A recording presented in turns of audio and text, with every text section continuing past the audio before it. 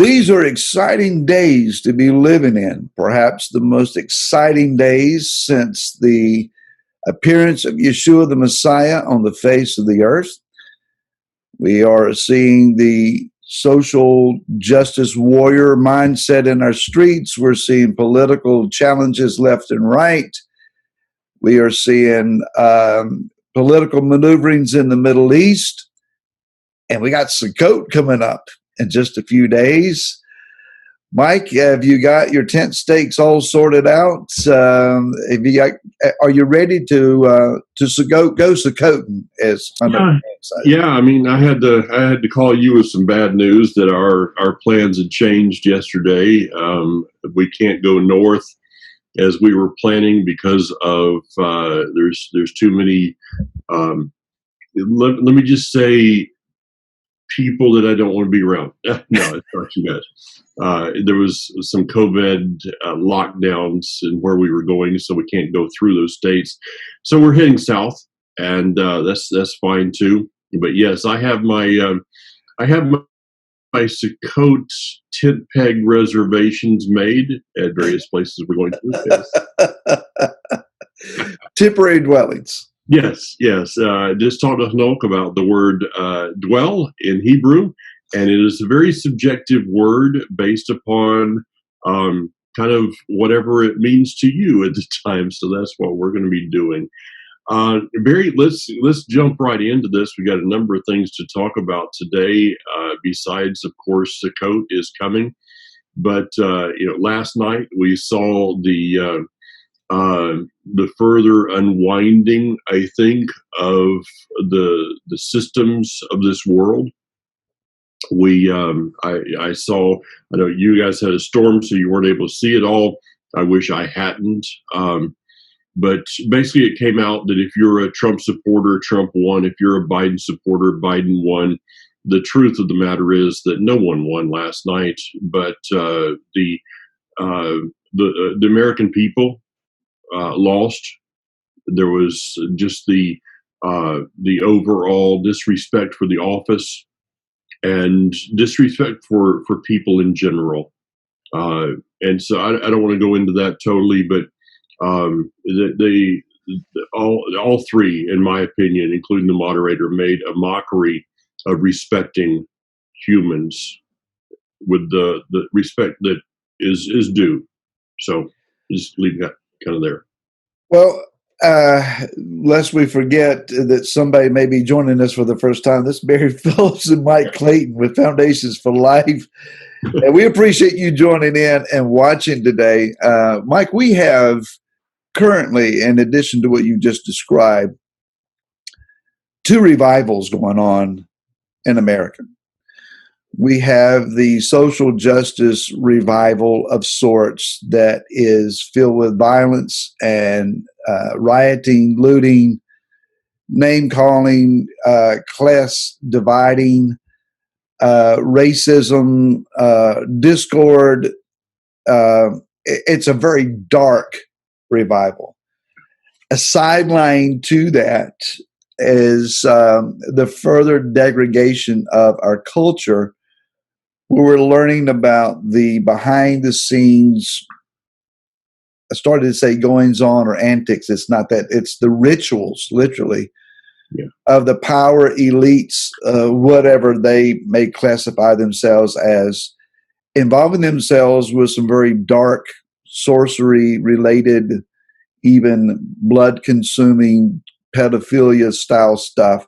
Nobody, that's so horrible. You don't even want to open that door and investigate it. It's just horrible. It's unthinkable. On the other side, this past weekend, we had the return and a prayer march. Franklin Graham led tens of thousands of people in our prayer march on the Capitol steps. Jonathan Cahn had a huge gathering as well for a all-day event. Actually started, I think, Friday night with some worship and so forth, and then Saturday on Shabbat, an all-day event blowing shofars and worship and proclamations and repentance and prayers and admonitions to repent, and on it went. Um,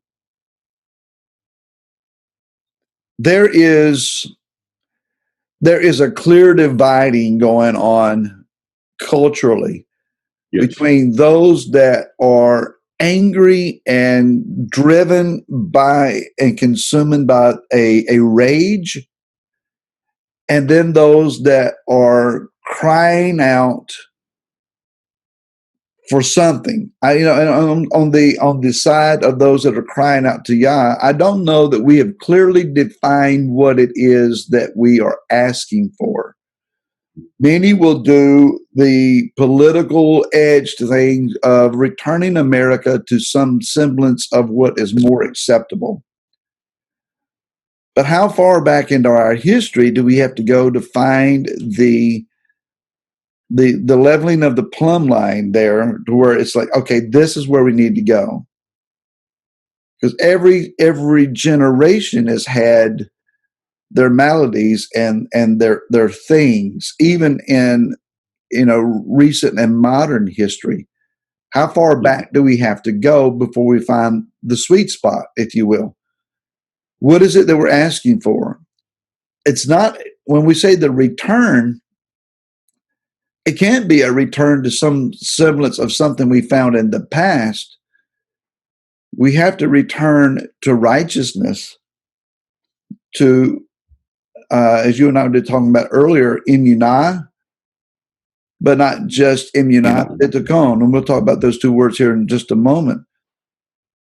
But Mike, when we talk about a return, we're talking about the return of the kingdom, bringing the kingdom of Yah to this earth. The only thing that is going to correct the nations, plural, Israel in particular, is the advent of the kingdom. Yeah. Any revival, renewal, restoration that is focused on anything less than that, it cannot be about electing a particular candidate for president, because that's not revival. That's government. That's still politics. It's politics. Yeah, you mentioned anger, the protester, the anger. I see anger on both sides, Barry.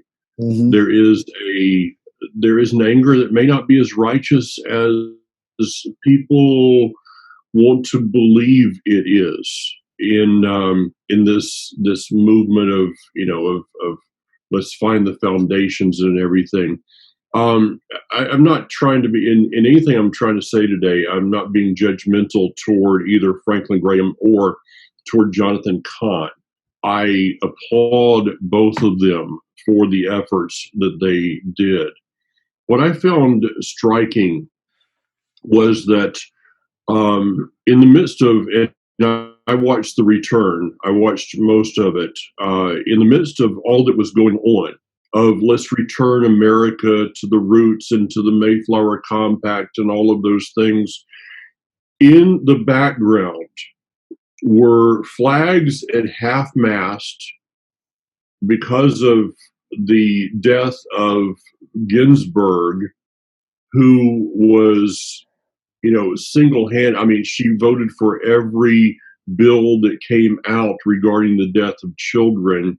But those flags of half-mast were surrounding the Washington Monument, which is an Asheroth pole to the goddess of fertility. I found the whole scene a little bit on the ironic side. Yeah. That okay, where is it in American history that we go back and see? Okay, this is where it was righteous. Is it the Mayflower Con? I think the people that were there had Mike, back the up. right ambition. Well, yeah. You went digital there. Back up just about 30 seconds. Okay, so did I get the Asheroth pole in? Yeah, just afterwards. Okay, so where is it that America was righteous? Was it the people that signed the Mayflower Compact? Were their hearts in the right place? Yes. I truly believe so. I'm thinking back to Columbus, who said he was not looking for a new world to establish a religion, but his writings state that he was looking for a new world that would be a safe haven for the Jews until Israel could be reestablished. So, could we look at what's been going on in America and other countries, okay, as stepping stones toward the kingdom? And so, what was going on with the whole concept of the return is not an end. It is merely a step in the continued direction of the kingdom. For to try to define the word return without a destination. How can you return without a destination? Okay, you're going to, Sukkot. And so at the end of Sukkot, you say, well, we're going to return. Well, everybody there would be going, okay, Barry and Laura are packing up their camper and they're going back to their house in Gloucester Point, because that would be return. But return was never defined at return. Again, I'm not being judgmental because I think it was a great step in the right direction. But at some point, we have to define what and who and where are we returning to. Mm. To me, the most significant moment in that event, and I was finalizing thoughts to teach on Shabbat and then traveling to Shabbat, so I didn't get to watch it so much. But when Jonathan Cahn was quoting from or reading from the book of Isaiah, and he picked up the jar of pottery, and he walked over, and the camera watched as he forcefully threw it down on the stage, and it broke. When the jar broke, involuntarily, a cry rose up out of me, and I yelled. Mm-hmm. I knew I anticipated. I thought I knew what he was about to do, but knowing did not prepare me for the impact of that. And I sat here in this chair looking at this screen, weeping, because what came to my mind is America is broken. Mm-hmm. And the America that we've all nostalgically, sentimentally held on to, and our fond memories of how it was when we were younger, is now broke, and it's shattered. And we can no more put that element of America back than we can with glue try to put that jar back together and it not leak. Mm-hmm. That we just can't do it with human effort.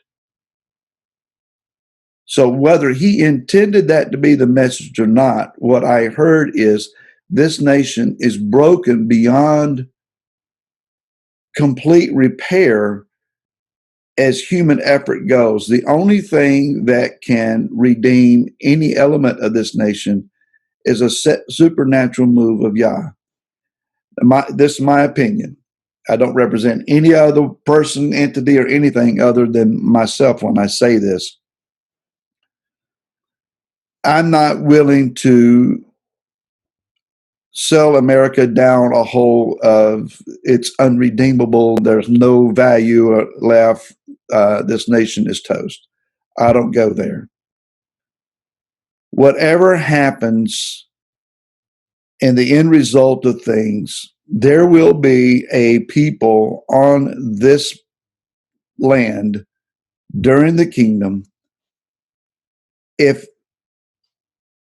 my mind serves me right here, I'm believing that the First Nations people, who are the gatekeepers of this land, will be given this land, and it will be returned to them as it should be. it shouldn't be left to them in complete devastation, upheaval, and nothing worth having. That would not be just. I believe that the Father has a means of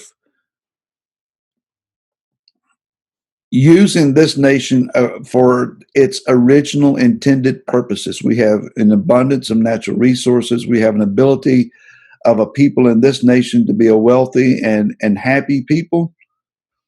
In the kingdom, I believe that will be the case. I'm not looking for America to look like, if you remember the end result of Charlton Heston and I think it was the Planet of the Apes, the first one. Yeah. Where the Statue of Liberty is just sticking out in the mud, and that kind of, I don't look for that. As is in other nations. There are other nations that the landscape is gorgeous. It's beautiful. It's scenic. The world will go through upheaval. I get that. I don't anticipate being in America in the kingdom. I believe my home will be in the land of Israel. I believe that's where I belong. But I'm not willing to say that America is left to a volcanic upheaval mess for whoever gets it. And I don't care because I'll be somewhere else. The love of Yah for people constrains me to believe that he has a plan of redemption that includes all the nations, this nation included. Now, what does that say? Am I all on make this nation great again? Father, redeem it and help us. I don't want people suffering with famine and disease and seeing children begging and screaming for a crust of bread. Nobody wants to see that.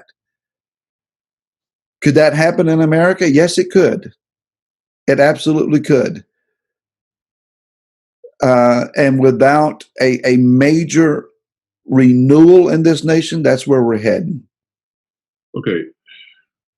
You want to unpack that a little bit? Yeah, I'm with you. Okay. So, yeah, and I guess people can become mistaken that I'm anti-American because I teach so much about Israel and about the kingdom.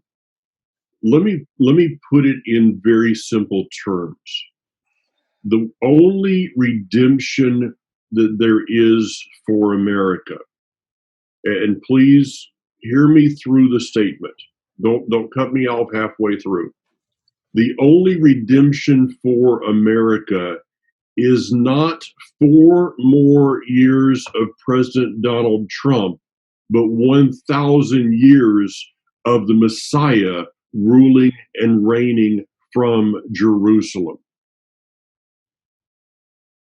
The redemption of America, the redemption of Canada, the redemption of South Africa, the redemption of every country, nation, and tongue upon this earth is held in the establishment of the kingdom. Agree.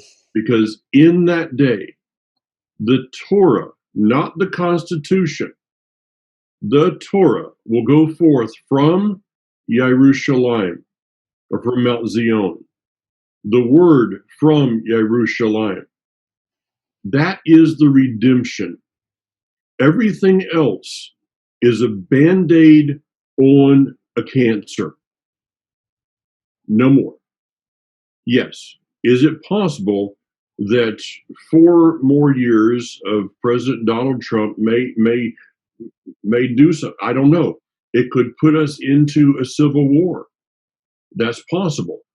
What would 4 years of the other guy mean? I cringe to even think about the possibilities of what could be there. I'm not looking for a 4-year band-aid. I'm looking for a 1,000-year cure. That's well said. So, in order for those days to arrive, it has been declared among some that the world has got to go into a complete utter tailspin with no semblance of sanity and the absolute destruction of the earth from the hands of man and from the hands of Elohim in natural disasters. We read the book of Revelation and we see billions of people dying when it talks about a third of the earth died, etc. Wormwood hitting the earth and the water systems of the earth are poisoned. Men die. Demons released from a pit and men cry out in pain and can't die.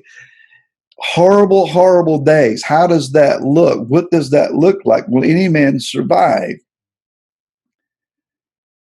But in the middle of all of that, Mike, there is a people, a remnant that is raised up who are not fainting with the headlines.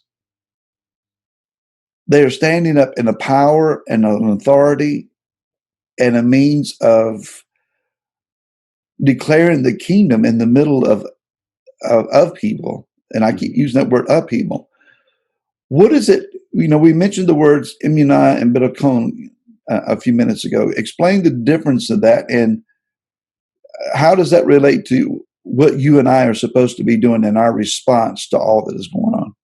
Okay, so these are very interesting Hebrew words. I was just talking to Hanok about them a little bit.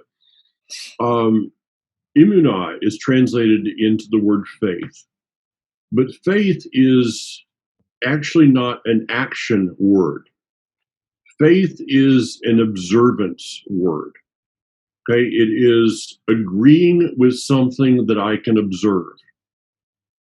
For me, going back to 1986, reading the scripture for the first time, really myself, and I said to Kathy, I know that this book is true because there are Jews in the land of Israel.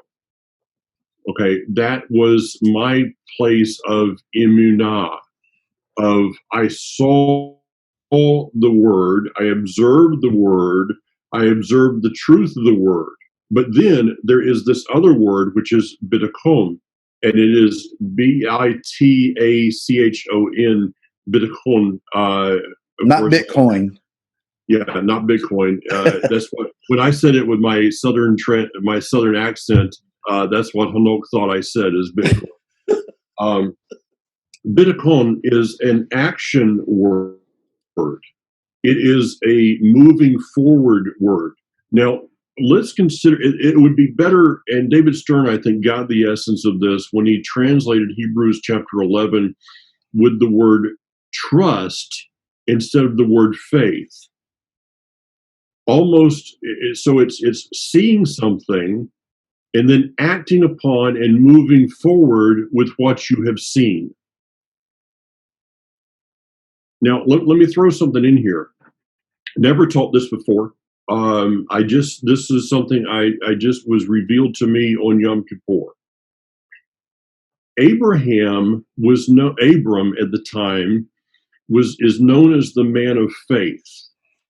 Okay, he walked in faith, but did he walk in immunah, or did he walk in bitachon?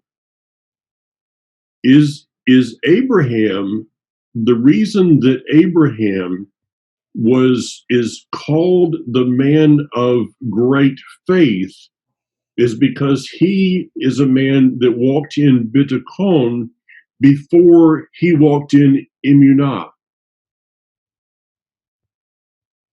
Explain that. Okay. When he heard the voice that said in Bereshit chapter 12, Genesis, get out of your country, away from your family to a land I'm going to show you, what evidence did he have of any faithfulness of that voice? He had none. Yeah. He had nothing to base that voice on. Maybe there was some things that had been passed down that he had gotten a hold of Adam and Hava in the garden and the flood and all of those things. Maybe there was something there, yes. But Abram at the time did not have a scripture to open up and see the faithfulness of Yah and then act upon that which he had observed in that word. So what makes Abram the man of great faith is that he acted upon that which he had never seen.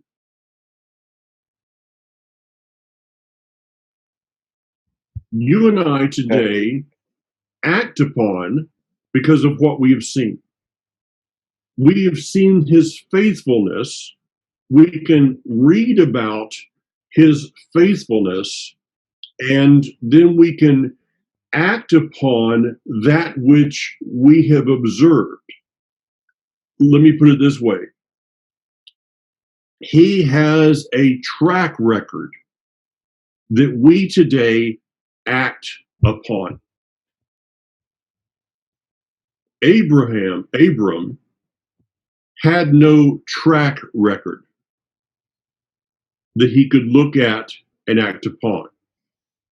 The reason that I have walked out a life of faith in ministry for a number of years now, over 30 something years, sold a business, walked away, went into ministry, and have walked out faith, is not because of my incredible bitachon. It is because of a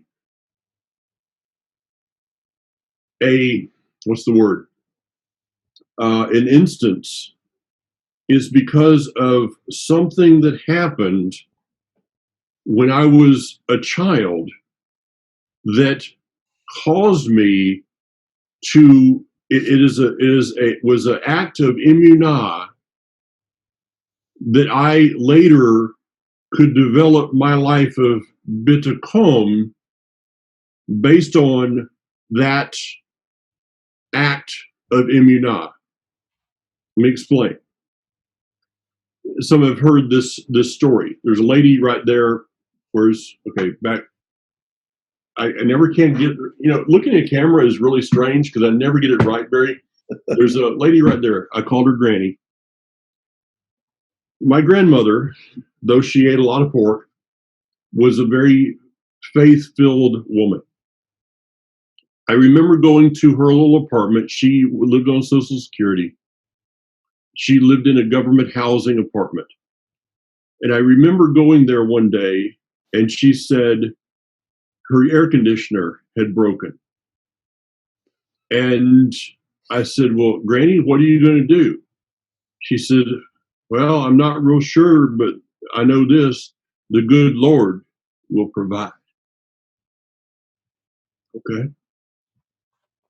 Okay, I've heard those words before. She went to the mailbox, and there was a check in the mail from a nephew of hers in Atlanta, Georgia. And it was the exact amount of money she needed to fix her air conditioner.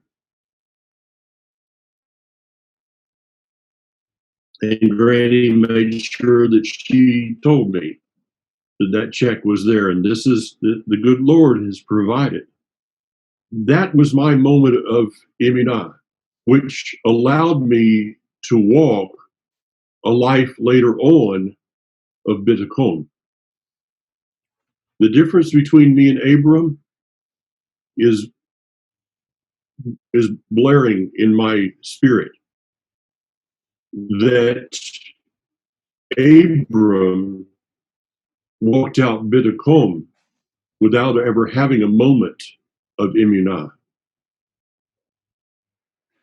As you're describing that, Mike, I'm thinking in relating to where we are in this nation at this moment.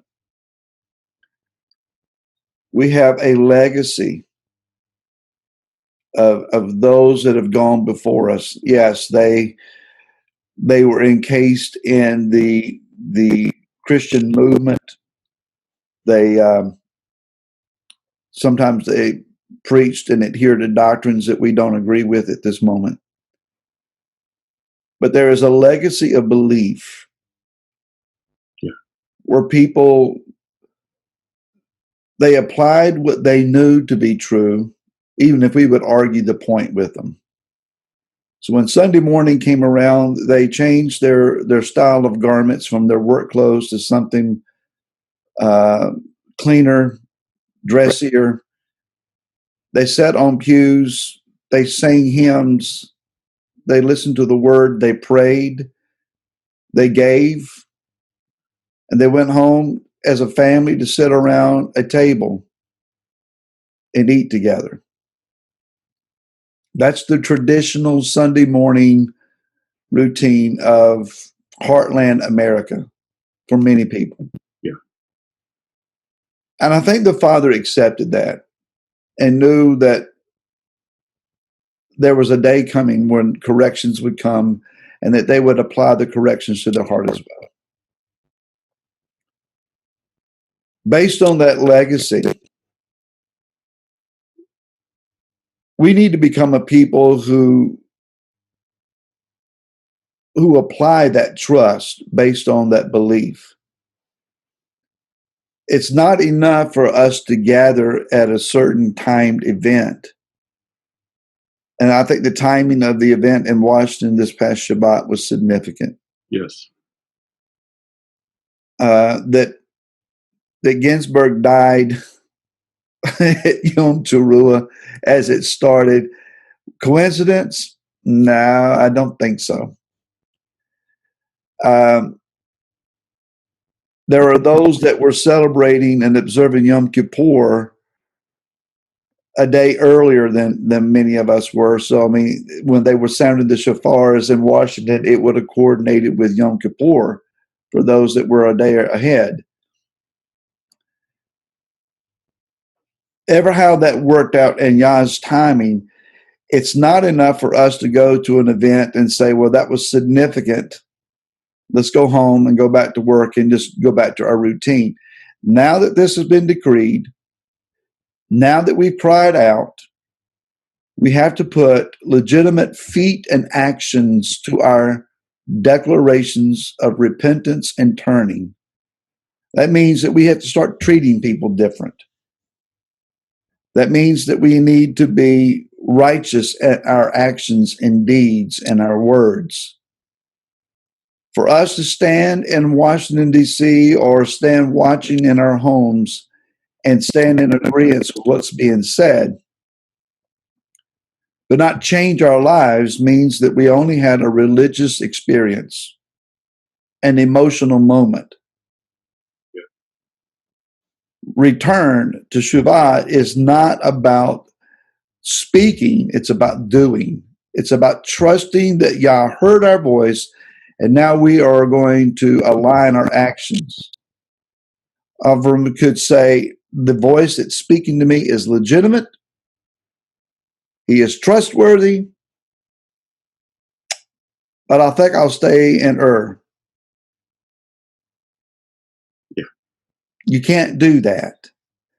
There's that moment of trust where you start putting one foot in front of the other and making the journey. He didn't walk out of Ur immediately and go into the land of Canaan. It was a journey. Yeah. Americans and the nations of the earth, we are on a journey. We've made our declaration. If that declaration is legit, and it must be, it just shouldn't be. It's not that it should be, it has to be legit. We have to prove the legitimacy of what we've decreed by trusting him enough to walk it out. So years ago, I guess maybe the whole thing is best is said well with an illustration. Years ago, I was pastoring. I went down to Orlando, Florida, to a conference that I was a part of, and one of the speakers there, the main speaker, was a man named Bill Wilson. Bill Wilson had put together the children's Sunday school program on the buses in New York City. It was I don't know what's happened since, but it was an amazing thing that he was doing then. Bill had grown up in a very difficult time, very difficult place, and he kind of, he didn't hold back anything really. So there was a meeting that was going on in the main hall, and then Bill was next. So this meeting had ended up turning into a worship service, people praying for each other. We walked in, and there's some people, laying on the floor and all kinds of things, kind of the Brownsville style at that time. There were two ladies at the end that were on the floor in the front, and there was some things that were going on, of different language and whatever. I mean, you've been around that, okay? So Bill gets up to speak, and these ladies are still a little bit disruptive at that time. And Bill looked out and said to the group, he says, I'm not real impressed with what you do when you're laying on the floor. I'm impressed with what you do when you stand up on your feet.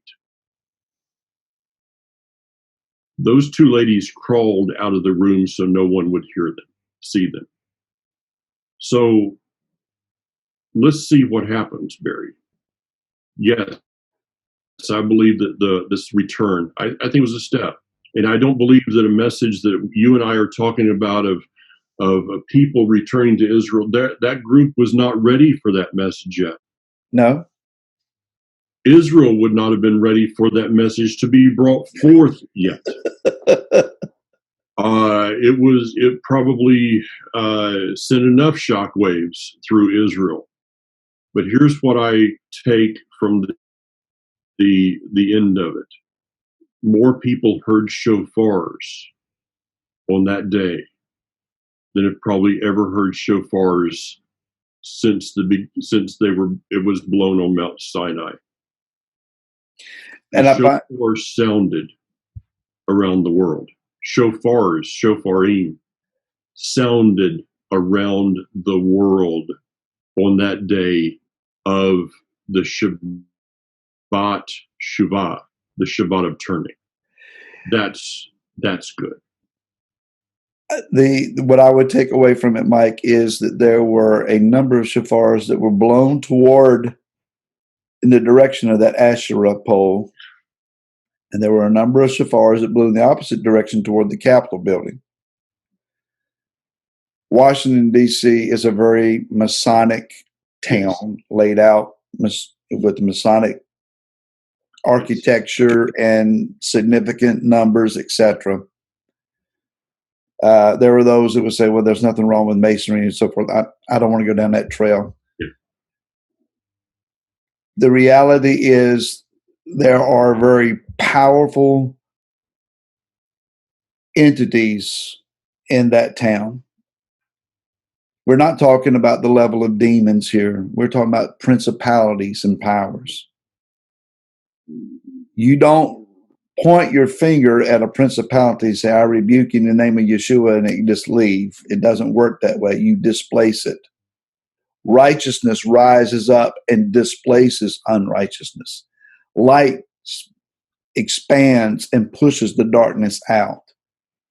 So you're not going to just stand there and pray a prayer as a challenge to some, like a casting out a demon. We're talking about a completely different level here. It's not a job for a man. It takes a righteous army. Yes. The call to arms was announced this past Shabbat. A statement was made. The entities of darkness that are resident there understand something significant just took place. Are they threatened to the place of packing up and leaving town? No. But if this is a seed that begins to expand and bear fruit, righteous fruit, then there is something that can take place as a redeeming of a remnant in this nation. Evil men are still going to be evil. The power players are still going to play their game. But if we'll walk out with Biddlecombe, if we will trust and walk this out, what we say that we have immunity of, we believe, there is a renewal that can happen, and there are lives that can be significantly changed. So that's what we need to work toward.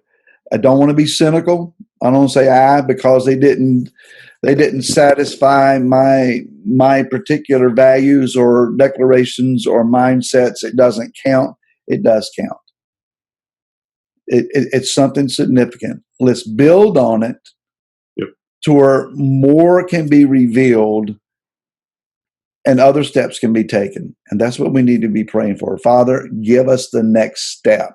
Yep. What is next? In the end, as I said, I'm not looking for a 4-year Band-Aid. I'm looking for a 1,000-year cure. Agreed. Barry, have a great Sukkot. You guys, may it be inhabited. As I said to Hanok, I'll say the same thing to you and to all those that are involved, and for everyone that's listening today. May your Sukkot be inhabited by the Ruach HaKodesh. I would be completely satisfied with that. The same for you, for our listeners today. May your Sukkot experience be filled with the Ruach HaKodesh and the revelation of our King. Amen. And we look forward to seeing you again. We are not planning a recording for next week due to being at Sukkot. For those that watch the 10-minute Torahs that I do on the Remnant of Israel channel on YouTube, I will not be placing videos next week as well. For my wife's joy and my children, I will be focusing more on family and being with them and rejoicing together. But we will be back the following week. So we look forward to that. To next week, folks, or to 2 weeks from today. Shalom, folks. Shalom.